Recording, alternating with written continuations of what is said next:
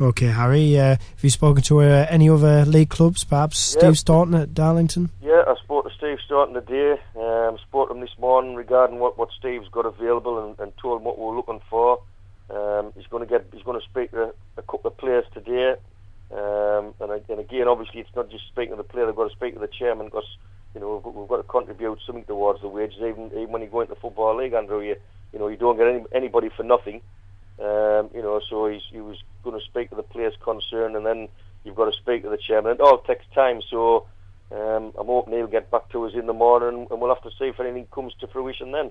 Okay, Harry. One player we did have on loan from Hartlepool, I believe, was Matty Tyman. Is there any possibility of him returning? Well, he's at Spennymoor at the minute, and I watched Spennymoor and Bishop's on Tuesday night. Bishop won that 1-2-1 and thoroughly deserved it, and Matty came on as a sub for them. And I think he's actually been struggling, talking to a couple of the Spennymoor lads, the supporters, and supporters are a great source of knowledge because they probably take more notice of the club than what players do. So they were saying he has struggled a little bit with injury. So again, is it worthwhile bringing somebody into the club who may end up sitting on the bench along with the rest of the injured lads? So he only got, I think it was about a quarter of an hour on Tuesday.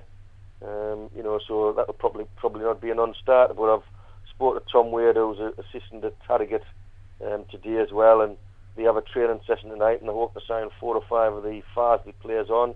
And if they do, he's going to see if they've got anything spare, and if they have, he's going to get back to us either tonight when he finishes training or first thing in the morning. So, we are trying basically to bring people in, but it is difficult. Okay, Harry. In the spirit of that, as always, I asked the Whitby Town fans if they have any questions for you, and Tone has pretty much said, how on earth do you manage to get a reasonable striker at such short notice? Is he talking about Elliot, or is he just talking about it any striker? Well, just in general, obviously with the injuries to Haki and Andy Campbell. He was just saying that how do you go about getting a reasonable striker at short notice? Is it do you look at bringing players in from lower levels, or is it to do with personal contacts? Or I guess what's the process normally, Harry? Well, the process is, Andrew, is you obviously keep an eye on the local sides. I mean, we if you call it a feed league, the Northern League for us is the one where we get a lot of our players from and things like that. But also with us knowing Chris and Stevie Staunton and people like that. And the other thing as well is with us getting Dalton down for a friendly, it gives you a contact with the club.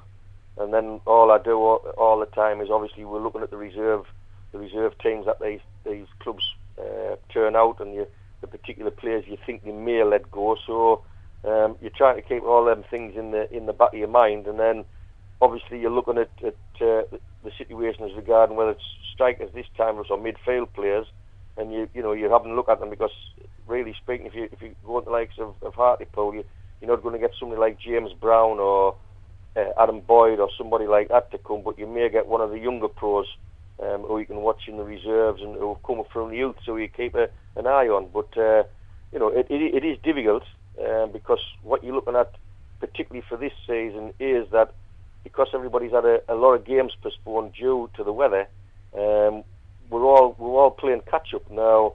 Normally, if you've got decent contacts in the Northern League with the managers there, they'll let you borrow players like Aycliffe Lewis borrow Elliot last night, and we have to do the same as well. I mean, if we played our quarter of games and we had a spare player, and one of those teams rang us up and said, could we use so and so, then we would do the same, because you've got to help each other out.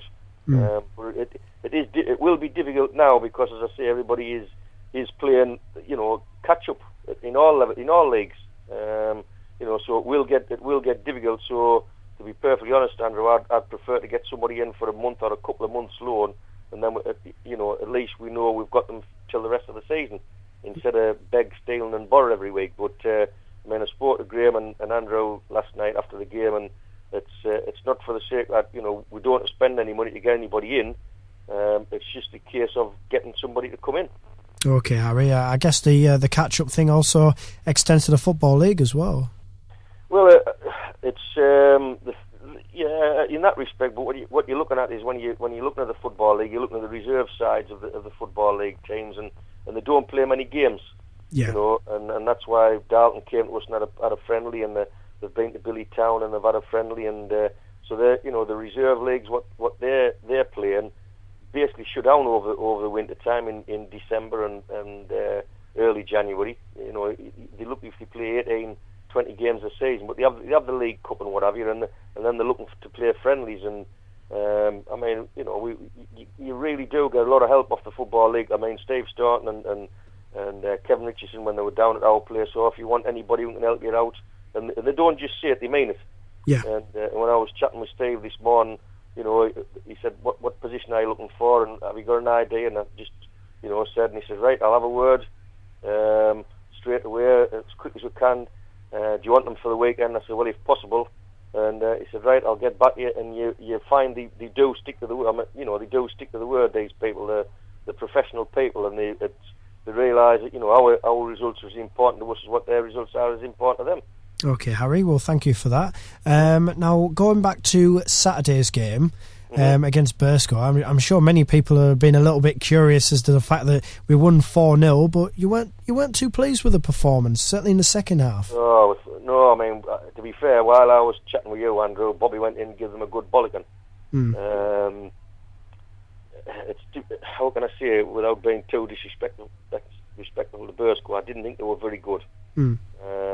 And I felt it, you know, when you go 4-0 up after 35 minutes or so, and you know, and to be fair to them lads, you know, they looked a defeated outfit, and you just thought, you know, now's the chance to get another couple in the second half and really get our goal difference built up a little bit, and then we just did the stupidest, you know, unbelievable things, and you just think, well, just pass it. We just wanted to pass it, and we just didn't do it for us, you know.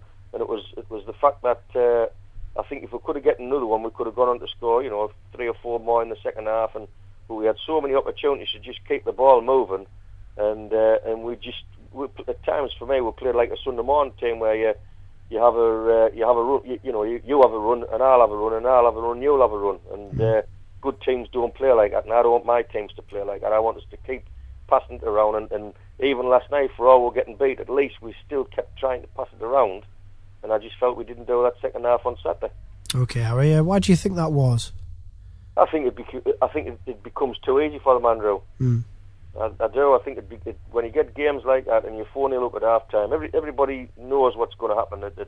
Unless you can get an early one in the second half and keep the momentum going, they obviously drop off and play it tight or try to. And you know, if you're getting beat 4-0 at half time, the one thing we would say to our lads is, look, don't let it get embarrassing. I mean, plenty of teams have been beat 4-0, but you don't have to get the 6-7, you know. And so, if there's one thing you need your lads to do is to dig in, tough it out, and at least try and draw the second half. And I didn't feel they did that, but I just felt we, you know, really dropped off the pace, did stupid things, which we haven't normally done this season, and I was bitterly disappointed with the way we played second half. Okay, Harry. And now, obviously, looking forward to Saturday's game against Ashton United. Is it fair to say after Wednesday's defeat that this might be a bit of a last chance saloon as far as our playoff hopes are concerned? I wouldn't have thought so. I really wouldn't have thought so, because at the minute everybody's playing 2 and 3 games a week, and like I've said before, you know, it could be, you know, we lose a couple, 2 or 3 more games, but I think everybody else can do it, Andrew. I mean, Kendall beat Furby last Saturday. Boston beat Retford. Guiseley only just managed to pip Burscough 2-1. Yeah. And I think everybody's going to be in the same boat where they're going to be playing 2 or 3 games, and if people pick up injuries like we've picked them up, they could be in the same boat as us, even in April. So, you know, you realistically speaking, there's still plenty of points to play for, and we just got to keep going. Okay. We've got to keep going all the way. So you still think that this is still very open then? Oh, I think so, without a doubt.